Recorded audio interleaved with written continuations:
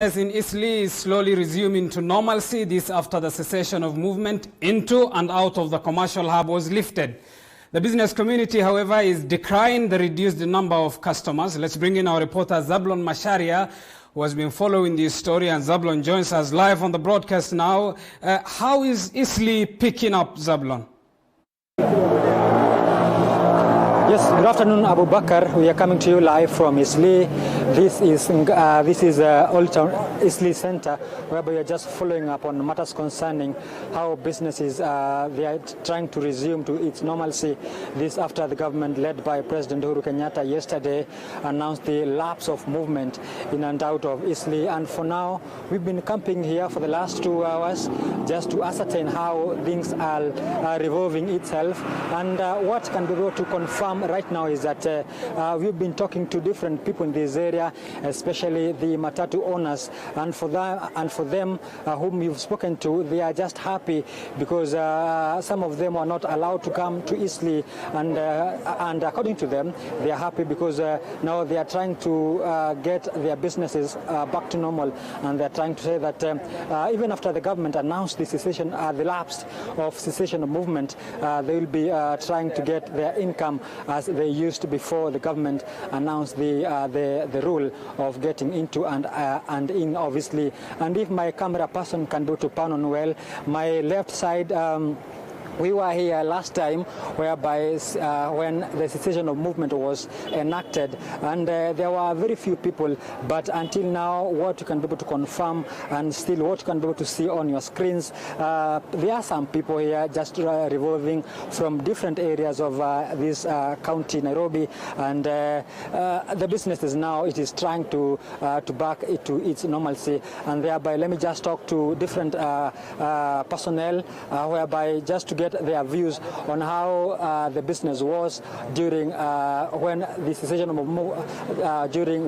of movement, which was enacted by the President Uhuru Kenyatta. And here with me, I have different stakeholders and still the business personnel, just to get their views. Now, perhaps unatueleza jina lako ni nani na biashara ilikuwa vipi wakati ule ambao kulikuwa na ile hali ya cessation of movement katika eneo hili la Eastleigh? Kwanza kabisa mimi naitwa Mohamed na nataka kuongelea kuhusu hii mambo hii cessation of movement. Mwanzo kulikuwa biashara imeenda chini kiasi, lakini sasa hivi ilipofunguliwa kidogo, sasa hivi biashara kidogo imerudi normal. Tunaona kidogo Eastleigh imekuwa congested, watu wamekuwa wengi kidogo, so tunatarajia mazuri tu kwa uwezo wa Mwenyezi Mungu. Hebu angalia kabla Uhuru hajaweza kuwa hakuwa amepeana ile ilani, biashara ilikuwa vipi, na alipotangaza kwamba watu wanaweza ingia, biashara sasa iko vipi? Mwanzo biashara ilikuwa mzuri, ilikuwa hakuna complaints, biashara ilikuwa inaendelea vizuri, customers walikuwa wengi, lakini kuanzia hii uoga wa COVID-19 ilipokuja, sasa kila mtu imebidi amejizuia kwake, juu anaogopa hiyo spread isije ikaenea na yeye akaumia bure hapo, akapatwa na ugonjwa. Na tena unajua Eastleigh tena ni congested. Sasa hii, lakini tunatarajia kidogo watu watarudi, kwa sababu ile imepungua ile mambo ya COVID-19 sasa imepungua kidogo, ndio maana yake tunatarajia kwa watu watarudi. Abu Bakar, that is one of the business personnel in this area, and then I will be joining one of the holders, or rather the owners of this business, just to get his views on how the business is right now. Now perhaps jina lako ni nani, na wewe ndiye mmiliki hapa hivi, umeajiri watu wangapi na biashara imekuwa vipi? Kwa jina naitwa Abdikadir Abdi Adan. As you can see, I'm the owner of these two shops. Kwa hivyo leo tumeanza kufurahia kidogo, kwa sababu leo biashara imefunguliwa, lakini bado hatuoni mabadiliko. Lakini tunatarajia kazi irudi, lakini mbeleni kazi ilikuwa mzuri, lakini bado hatuoni mabadiliko. Waje tuombe Mungu kazi irudi vizuri. Na lakini sasa unaweza tueleza, nyinyi hapa Eastleigh huwa mnategemea customers kutoka wapi? Sasa hivi Uhuru ameweza kufungua, huwa mnategemea customers sana kutoka wapi? Sana tunategemea customer kutoka county Garissa, Mandera, Mombasa, Isiolo. Hapo hizi makonti ndio tulikuwa tunatarajia kazi, lakini sasa hivi venye kazi imefunguliwa makonti, ile kitu tulikuwa tunataka ni makonti msifunguliwa, lakini haikufunguliwa. Kwa hivyo tunaomba bado serikali ifunguliwe ufungue makonti ndio kazi irudi vizuri. Lakini kazi yetu sana tunategemea watu wa kaunti wa kutoka Mandera, Isiolo, Mombasa, kitu kama hizo. Na pengine sasa wewe COVID-19 imekuathiri na namna gani hivi? Hiyo kitu COVID-19 tumesikia hii kitu kuna corona ni hapa Isili, lakini bado hatujaona kitu. Lakini tunaomba Mungu hii kitu atutolee atoe vizuri kwetu juu hii kitu inatuzia hii corona, mambo ya corona inatuzia kazi. Kwa hivyo tunaomba Mungu hii corona ishe kwa haraka iwezekanavyo. Asante. Abubakar, those are some of the sentiments from business personnel in this area trying to air their grievances on how COVID-19 have affected their businesses. But we shall be trying to follow up and still package the story at our subsequent bulletin, that is at 7 and at 9, just to give you the feel of how the businesses have resumed in this area of Isli after the government led by President Uhuru Kenyatta announced the lapse of cessation of movement in and out of Isli. Back to you in the studio, I'm Zablon Macharia. All right, Zablon Macharia, our reporter there. But before I let you go, Zablon, you have noted an increase in the number of people in Isli, but are they following the guidelines by the Ministry of Health in as far as keeping a meter distance is concerned, putting on masks, and generally the guidelines? Definitely, I've been trying to follow up on how people, they are trying to combat the spread of COVID-19 by wearing masks and still following the guidelines of the Ministry of Health. And still, but for now I can be able to confirm, yes. On my right side, I can be able to see one of the jerrycans here that are set just to, when you're coming to enter into these businesses, premises, you should wash your hand here. And this is one of those whom is trying to adhere to the government directives that you should wash your hand when you are getting into these premises. But to some of those whom we've seen in this area, some of them they are wearing their masks just below the chin, and trying to see that some of them they are not adhering to the even the rule of 1 meter distance from each other. But to some they are following, but to some still they are not following to the dot some of the directives of the Ministry of Health. Reporter Zablon Macharia reporting live from Isli. Remember, the cessation of movement into and out of Isli was lifted yesterday during the presidential address. Of course, this is as well a developing story of how the markets are resuming in as far as the commercial hub of Isli is concerned, and we'll be bringing you up to speed with the latest in our subsequent bulletins. Moving on. At least 17 people were arrested last evening in Nairobi's Utawala estate after they were found drinking against the government's directives. Among those arrested is the area MCA Patrick Karani. The 17 were arrested after 9 p.m. inside a club in the area. They are now being held at Kayole police station awaiting to be arraigned in court on Monday. They are set to be charged with contravening the laws and guidelines stipulated by the government past curfew hours, which have now been extended from 7 p.m. to 9 p.m.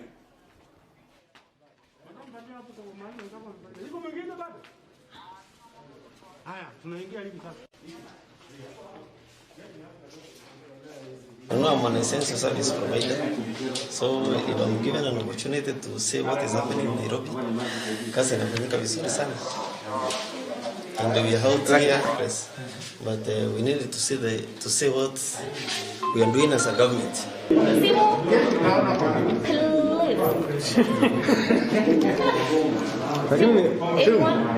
Simu, we have kept it safe for fine, you.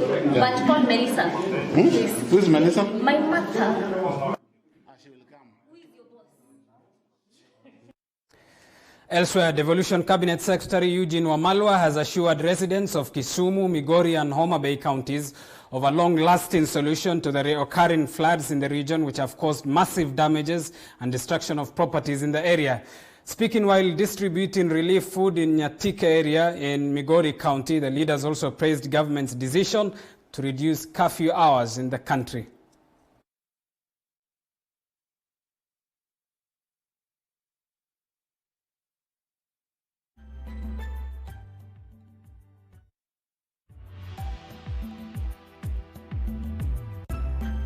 Lazima turudi hapa chini mashinani kwa counties. Tukae na counties zetu, magavana wetu, ili tuone vile tutarekebisha the damage ya hii mvua na vile vile hii janga la corona kwa uchumi wetu. Kwa hizo pesa tuko pia na mabilioni itaenda kwa mambo ya flood control. Sasa inaenda saa 3. Saa 3 utakuwa unafanya nini kule huko nje? Saa 3 utakuwa ni kawaida. Mwanamume ufika nyumbani saa 2. Ndio kule chakula mapema ya mama. Bana fika saa 6. Hiyo imekuwa kawaida. Na tumelekeza kwa sababu tuanze kufungua uchumi wetu pole pole. Tukiendelea hivyo mpaka wakati corona itaenda chini, basi turudi maisha ya kawaida. Elsewhere, a section of transport stakeholders in the Coast region have called on the Transport Cabinet Secretary James Macharia to resign over what they term as misadvising the president that truck drivers are causing coronavirus and spreading the virus. The transporters are now calling upon Coast leaders to be present when the petition will be tabled and pass it. They claim this is in effort to save the transport industry, which is the backbone of the Coast region. Tumetoa makataa kwa waziri wa transport Bwana Macharia na kudimandi ya kwamba kutokana na utendakazi wa wizara ya transport kusingizia madereva kwamba wako na COVID, kuzingizia visingizio vingi kuhamisha uchumi wa Mombasa kupeleka sehemu nyingine mbele ya Senate. Juzi tulikuwa tukiongea na Senate kupitia Zoom. Bwana Macharia amekanusha urongo mwingi sana. Kwa hivyo sisi kama wanavuguvugu na wafanyaji biashara wa Pwani tuna demand na tunataka Bwana Macharia ajiuzulu haraka iwezekanavyo. Macharia has led to the loss of employment, loss of jobs for hundreds of thousands through decisions that have been made through his ministry. And we are saying all these reasons point out to incompetence and point to laxity in the affairs of the cabinet secretary. And as a community, we are standing here today to call on the president as we look forward to his good news of liberating the economy and making sure a return to normalcy. Elsewhere, Narok residents have praised the government's directive on the extension of curfew hours, saying the directive will ease transportation of goods and boost the economy that had been greatly affected. The new curfew hours, of course, will take effect from today at exactly 9 p.m. to 4 a.m., according to yesterday's presidential address to the nation. Mimi namshukuru Mungu sana kwa wakati ambao tumepitia wakati mgumu wa ugonjwa wa COVID-19. Hakika umbadi ndio Mungu ametuleta. Tangu tulipoingia hii msimu wa kafyu umekuwa mgumu sana kwa watu wale ambao wanafanyanga kazi kama masaa ya jioni. Sababu mara nyingi unakuta wateja wako mbioni, kama mimi nausanga chai masaa ya jioni. Unakuta mara nyingi ikifika 6 na mimi nilikuwa nazoea kuuza mpaka saa 2, ikifika 6 hakuna mtu hata. Watu wanaanza kukimbia ikifika 6. Enyewe tumesema ni asante katika vile mkubwa aliyosema kuhusu mambo ya curfew. Ameondoa curfew kuhusu kutoka saa 3, amepatia masaa mzuri ya kufanya kazi. Wenye wanatumana mizigo kutoka Nairobi kuja Narok, msiogope, mizigo bado tunatumana kama parcel. Msikuwe na shida yote, tunajikinga mzuri. Tunaomba serikali yetu by the imetupigania, tumefurahi by the tumesema ni asante vile umefanya mambo yanayo curfew. At least hiyo curfew imesaidia watu wengine. Maoni yangu ya mwisho ni ile tunasema tunataka zaidi tupatio mambo ya kujikinga, kuna mkono kila siku. Tukubali hivyo imekuwa kwa sababu ugonjwa ikienda kila mahali, sisi wote hatutakuwa na bahati. Lakini ya pili ningemuhimiza sana wenye amesema tufanye kazi mpaka saa 3, hata nao maaskari wetu wao panjul kwa sababu wala mistreating za watu saa zingine hata ku understand venye umefanya, umechelewa mahali fulani, mara umepata shida, hata ku understand kitu kama hiyo. Moving on, a man from Emukaba village in Kakamega County is nursing serious injuries after his wife allegedly poured hot water onto his private parts. This being the latest gender-based violence in Kakamega, the county has seen a surge in gender-based violence cases. And as Mulindi Keri now reports, Kakamega has launched a toll-free number where victims of gender-based violence can report. The middle-aged man who is now nursing critical injuries at Nala Hospital is said to have met his ordeal after a quarrel with his wife, who ganged up with the sister to burn the man's private parts with hot water. Kutokana na mambo ya corona wakati huu, wanawake wamechukua advantage ya kuvamia mabwana na kuwatandika, na ni huzuni sana. Kila ningeomba wanaume wasijifiche kwa nyumba, ukizulumiwa ni afadhali ujitokeze na waambie watu nimepikwa, nimeumia na uende hospitali. Kama siku ya leo tumetembelea mwenzetu amechomwa na mwanamke vibaya, amechomwa sehemu za siri zote hata hawezi kujitambua, na sio vizuri. Ukiona mnakosana ni afadhali uende uripoti na muleta amani kwa pamoja. Kakamega County Gender Officer Penina Mkabane has called on couples to find amicable solutions to their differences instead of resolving to violence. Watoto wakiona mama na baba wanapigana, watoto wanaathirika kwa njia fulani na inaweza kuaffect maisha yao ya baadaye. Ya kwamba wamama pia, hata ukifata maagizo ya Biblia inasema ya kwamba mama, heshimu sana mume wako, na wewe mume mpende sana bibi yako. Tukiweza tu kufuata hilo agizo, utapata ya kwamba kuna amani katika familia. Kwa hivyo ikiwa mume wako amekupenda, akakuoa, akakuleta nyumbani kwake, ni vibaya sana wewe mwanamke tena unaenda unamchoma. Na haswa unaenda unachoma ile engine ambayo ilikuleta hapo. Kwa hivyo tunasema ya kwamba tunalaani hicho kitendo, na tunasema ya kwamba wamama waheshimu waume zao na waume wawapende sana wake zao. The county, through Governor Wycliffe Oparanya, has however launched a toll-free number to trace the victims of gender-based violence that has been on the rise since the outbreak of the novel coronavirus. The helplines provide confidential support and guidance to victims of GBV. Callers are connected with 20 GBV champions to follow up on the cases at the police stations and hospitals, as well as offer psychosocial support counseling. Mulindi Keri, TV47, in the county of Kakamega. Thank you, Mulindi Keri, for that report from Kakamega. Very unfortunate incident as well. Of course, a surge and increase in the number of gender-based violence, more so during this coronavirus, has also been reported by the World Health Organization. And moving on, I understand the Kenya Union of Clinical Officers have just finished addressing the media. Nonetheless, among the pointers that they have talked of is the need for PPEs, personal protective equipment, and they have also decried and expressed their concern over one of their colleagues who was dismissed. Our reporter Lydia Gashomo is following this story and joins us live now. Lydia, what else do we know as of now? What are the clinical officers saying this afternoon?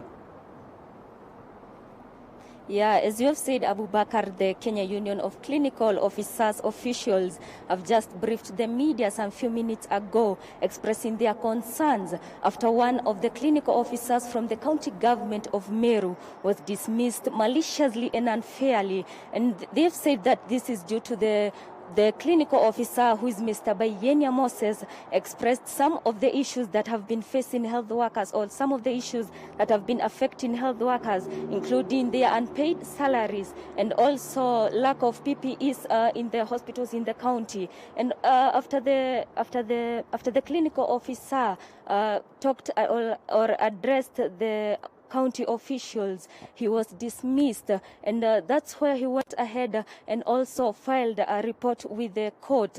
And for now, he has been receiving threats that he should withdraw the case, or he'll be facing severe consequences. And with me, I have the national chair of the Kenya Union of Clinical Officers and also some other officials, who is Peterson Washira, and will be explaining to us maybe what's the issues that's revolving around Mr. Moses Bayena and also the clinical officers as a whole in the county or in the country. Thank you for joining us.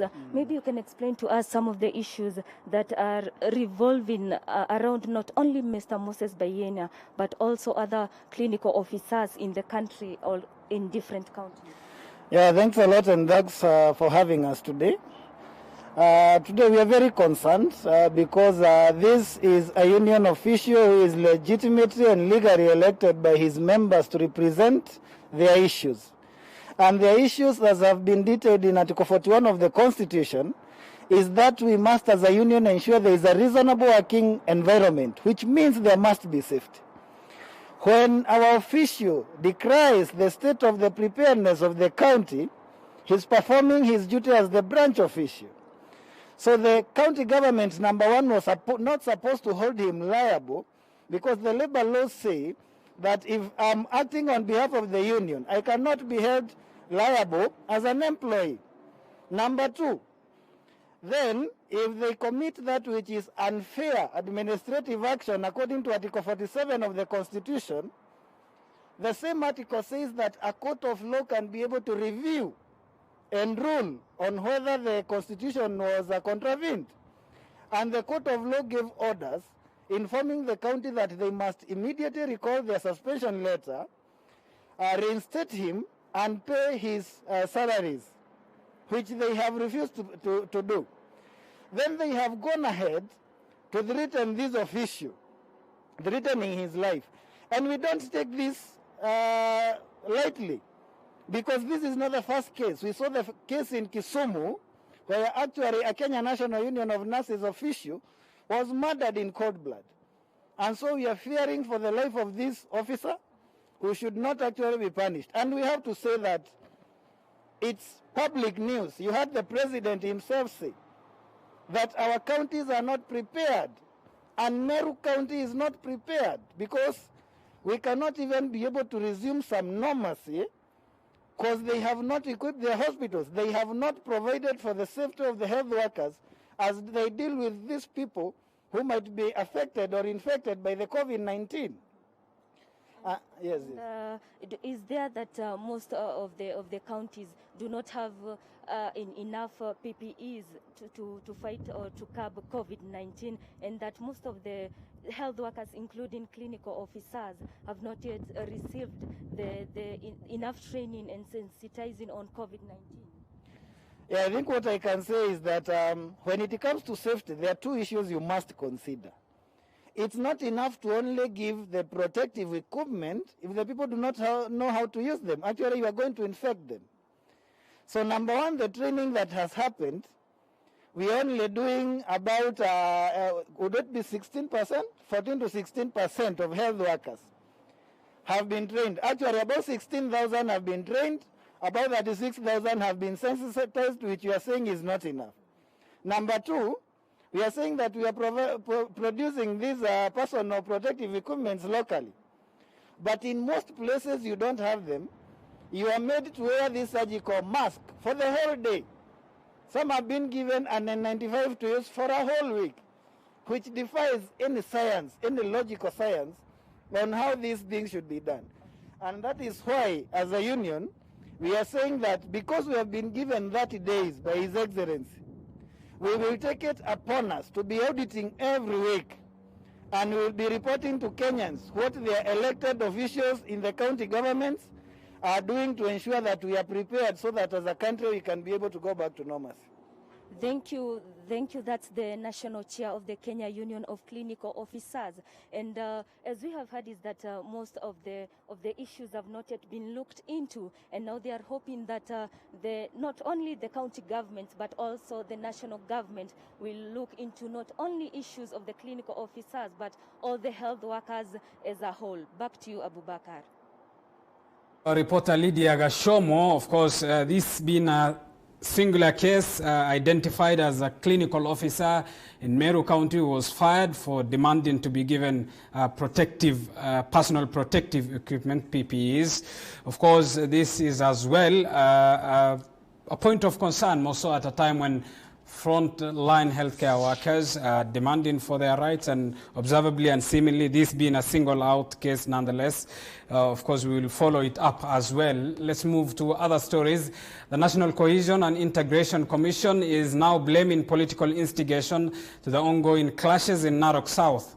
The Commission had visited the area for a fact-finding mission before taking to the locals in Simbwende grounds in Malelo. The Commission is also recommending stern warning against those culpable of the ongoing clashes between the Masai and Kipsigis. Kwamba kama unaogopa hautachaguliwa na clan fulani kama Wamasai, ama unaogopa usichaguliwe na kabila fulani, si afadhali basi uwafurahishe wote. Ndio ukija hii uko unafurahi, uko yako inafurahi, sio inaongeza nguvu yako ya kisiasa ama ya kuchaguliwa. Hiyo ndio njia ambayo viongozi wanatakana wafuate, sio ya kugawa ndio maana wapate kuchaguliwa. Na nyinyi raia muwe mstari wa mbele kukataa na kushawishi kiongozi ambaye mbinu yake ya kisiasa ni kugawa raia kwa njia ya ukoo, kwa njia ya ukabila. Hata hii maneno ya kusema wengine ya kutoka juu na wengine kutoka chini, sisi wote tuko chini mbele ya Mungu kwa ardhi.